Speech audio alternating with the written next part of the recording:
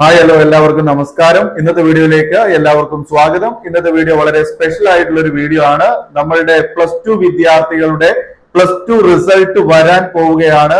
അതുമായി ബന്ധപ്പെട്ട പുതിയൊരു അപ്ഡേറ്റ് ആണ് ഇന്ന് നിങ്ങൾക്ക് മുന്നിൽ അവതരിപ്പിക്കാൻ പോകുന്നത്. വളരെ കെയർ ചെയ്യേണ്ട ഒരു കാര്യമാണ്. നമ്മള് പരീക്ഷ എഴുതിയതിനു ശേഷം നമ്മൾക്ക് ഇനി എന്തായിരിക്കും നമ്മുടെ റിസൾട്ട്, നമുക്ക് ആ കഴിഞ്ഞ സമയങ്ങളിൽ എക്സാം കഴിഞ്ഞ സമയങ്ങളിൽ നമുക്ക് കുറച്ചൊക്കെ ഒരു പ്രതീക്ഷകളൊക്കെ ഉണ്ടാവും. അതായത് ഞാൻ ജയിക്കും, എനിക്ക് ഇത്ര മാർക്ക് കിട്ടും എന്നൊക്കെ ഒരു പ്രതീക്ഷകളൊക്കെ നമുക്ക് ഉണ്ടാകും. ഇപ്പൊ നമ്മൾ അതെല്ലാം മറന്ന് ഇരിക്കുന്ന ഒരു സമയമാണ്. നമ്മൾ കൂടുതൽ ഫ്രീ ആയിട്ട് ഇരിക്കുന്ന സമയമാണ്, എൻജോയ് ചെയ്തുകൊണ്ടിരിക്കുന്ന സമയമാണ്. ഈ സമയത്താണ് ഇനി നമ്മുടെ റിസൾട്ട് വരാൻ പോകുന്നത്. അപ്പോ റിസൾട്ട് പലർക്കും എങ്ങനെ അനുഭവപ്പെടും എന്നുള്ളത് വന്നാൽ മാത്രമേ ഇനി പറയാൻ സാധിക്കുകയുള്ളൂ.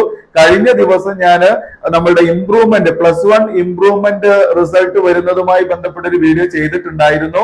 അപ്പൊ അതിന്റെ നമ്മുടെ ആൻസർ ഷീറ്റ് വാല്യുവേഷനുമായി ബന്ധപ്പെട്ട അധ്യാപകർ നമുക്ക് നൽകിയിട്ടുള്ള ഒരു കമന്റ് എന്ന് പറയുന്നത്, പല കുട്ടികളും നമ്മുടെ ഇംപ്രൂവ്മെന്റ് എക്സാം കാര്യമായ രീതിയിൽ പഠിച്ചിട്ടില്ല എന്നുള്ളത് തന്നെ ആയിരുന്നു. അപ്പൊ ഇനി സെക്കൻഡ് ഇയറിന്റെ എക്സാം കുട്ടികൾ ഏത് രീതിയിലായിരിക്കും കണ്ടിട്ടുണ്ടാവുക എന്നുള്ളത് ഇനിയിപ്പോ റിസൾട്ട് വന്നാൽ നമുക്ക് മനസ്സിലാക്കാൻ സാധിക്കും.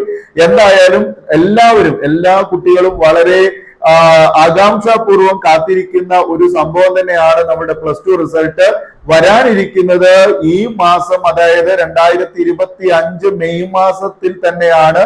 മെയ് മാസം 18-ാം തീയതിയാണ് റിസൾട്ട് വരുന്നത് എന്ന് പറയുന്നു. അപ്പൊ 18-ാം തീയതി എന്ന് പറയുമ്പോൾ നമുക്ക് ഇനി 2 ആഴ്ച കൂടി വെയിറ്റ് ചെയ്യേണ്ടതുണ്ട്.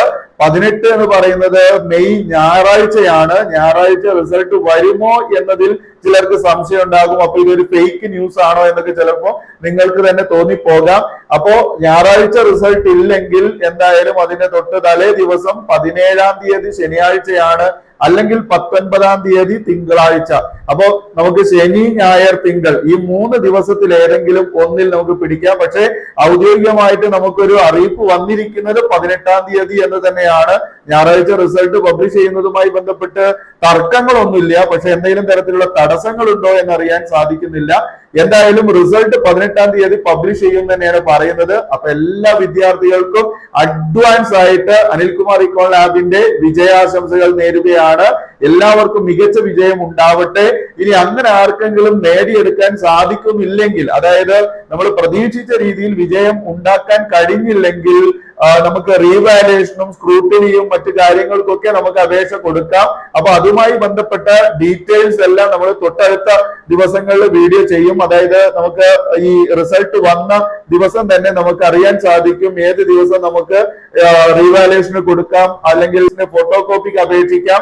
എല്ലാ തരം കാര്യങ്ങൾക്കും നമ്മൾ അപേക്ഷ കൊടുത്ത് നമുക്ക് എന്തുകൊണ്ട് മാർക്ക് കുറഞ്ഞു, എവിടെ മാർക്ക് കുറഞ്ഞു തുടങ്ങിയുള്ള കാര്യങ്ങളൊക്കെ കണ്ടെത്താനുള്ള വഴികളും നമുക്കുണ്ട്.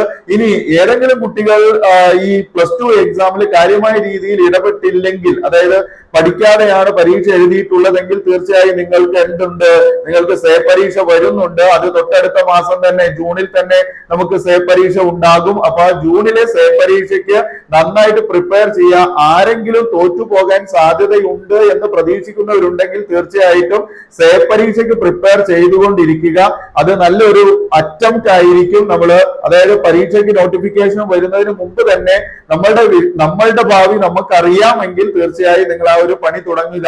ഓക്കെ, ഇനി അതല്ല +2ന്റെ ഏതെങ്കിലും എക്സാം എഴുതാതിരുന്ന അല്ലെങ്കിൽ അറ്റൻഡ് ചെയ്യാൻ കഴിയാതിരുന്ന ഹോസ്പിറ്റലൈസ് ഒക്കെ ആയിട്ടുള്ള ആരെങ്കിലും ഒക്കെ ഉണ്ടെങ്കിൽ അവരും ഈ സേ പരീക്ഷയ്ക്ക് വേണ്ടി പ്രിപ്പയർ ചെയ്ത് തുടങ്ങുന്നത് നല്ലതായിരിക്കും.